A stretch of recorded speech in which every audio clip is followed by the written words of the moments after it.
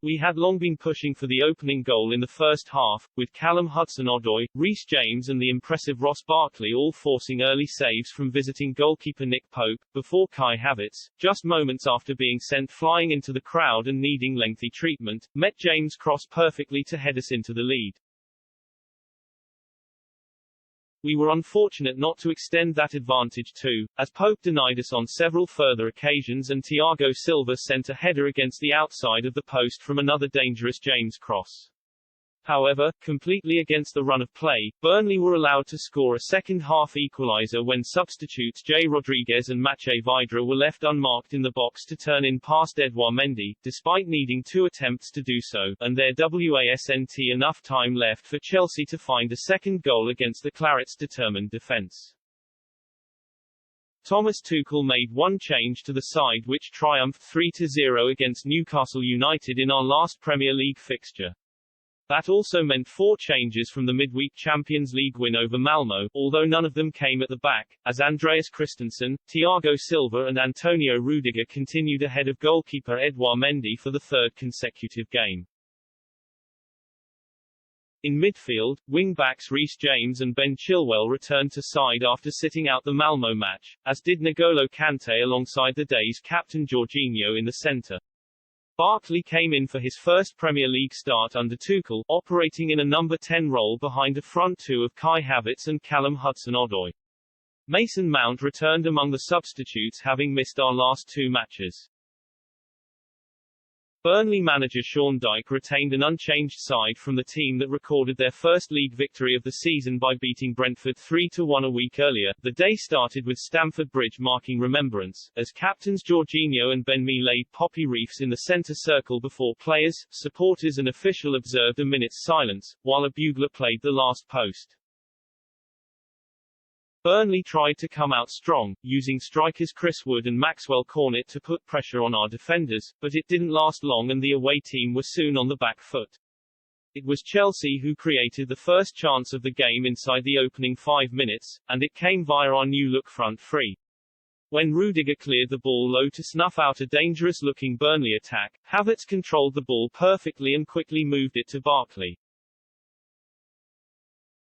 The Englishman ran straight at the visitors' defence and laid a pass off to Hudson-Odoi on the right, but his powerful low shot was well saved by Burnley goalkeeper Nick Pope and the Blues winger couldn't get his follow-up on target.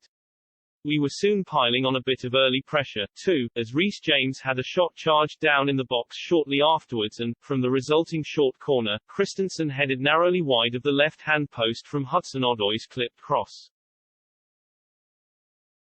The Clarets seemed to be struggling to get out of their own penalty box as a Barkley cross caused panic and then another ball into the box from Chilwell was nearly headed in for an own goal, until Pope intervened with another good save low to his left. Barkley then went the closest yet after amazing run to cut in from the left, exchanging passes with Reece James before curling a fantastic first-time effort from the edge of the box, but it skimmed the outside of the post on its way wide with Pope stranded. Burnley were still getting the ball forward quickly when they could, but the best they could manage in the opening half an hour was an ambitious bicycle kick by Cornet from outside the box, which looped harmlessly for Mendy to gather on his line. There were no such problems creating openings for the Blues, as Rudiger headed a Barkley corner narrowly over the bar for the second time of the day. We were threatening, as the tactical switch seemed to be working, with Barkley influential in a number 10 role behind a front 2. All that was missing was the final touch to beat Pope. We were knocking on the door louder and louder as the first half wore, though, Pope showing quick reactions to save James' deflected ball across goal with his feet after a brilliant run by Kante and clever pass from Jorginho. There was concern for Havertz as he went over the pitch side hoarding after stretching to deliver a cross in the 6-yard box and appeared to need help from concerned supporters around him to regain his feet and exit the crowd, but after treatment he was okay to continue. Even better, he put the ball in the back of the net with virtually his next touch. For once, we managed to catch Burnley with bodies committed forward, allowing James space down the right to whip in a perfect cross towards the penalty spot, where Havertz was arriving with impeccable timing to head in low past the motionless goalkeeper. The goal forced Burnley to try and up the game in the closing stages of the first half, but they only succeeded in reducing our own opportunities rather than creating any of their own, with a wild shot over the bar from range by Barkley the only attempt on goal as we approached the break. We wasted no time reasserting our dominance when the second half began, either, with a succession of early openings largely created by the continued space Barkley was finding between the Burnley lines. First Chilwell was just beaten to the return on a 1-2 with Havertz at the end of an incisive move down the middle, then James had a typically powerful shot charged down before Thiago Silva came the closest yet to extending our lead, heading a James cross against the outside of the post. Havertz will have been disappointed not to get a second goal to his name too, as his effort looped over from close range under pressure following another good passing move involving Kante, Barkley and James to find space on the right. The game then took on a very similar pattern to the early stages of the first half, with Chelsea enjoying the vast majority of possession and being under very little threat at the back, despite Burnley's attempt to inject some more pace into their attack with the introduction of J. Rodriguez and Maciej Vydra. However, not long after the hour mark we did start to turn up the tempo in our search for a second goal to make the 3 points safe, as shown when one lovely passing move ended with Hudson-Odoi weaving his way through the box, but his left-footed shot was saved by Pope.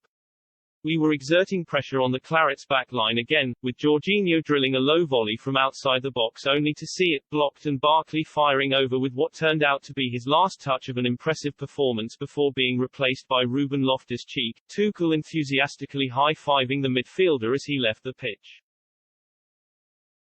However, inside the final 15 minutes, Burnley did start to cause some concern, as Mendy had to be alert to gather a looping header and the visiting fans briefly thought they'd scored when a scuffed corner hit the side netting at the near post.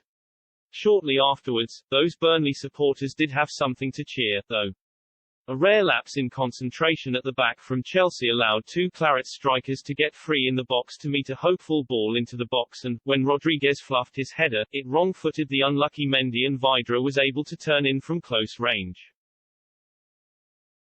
Tuchel reacted by bringing on Mason Mount and Christian Pulisic, both returning from recent absences, as we went back on the attack and laid siege to the Burnley penalty area in search of the win our performance fully deserved. However, we couldn't find a way past Pope and the massed ranks of defenders, despite a long series of Chelsea corners, and had to settle for a draw on this occasion.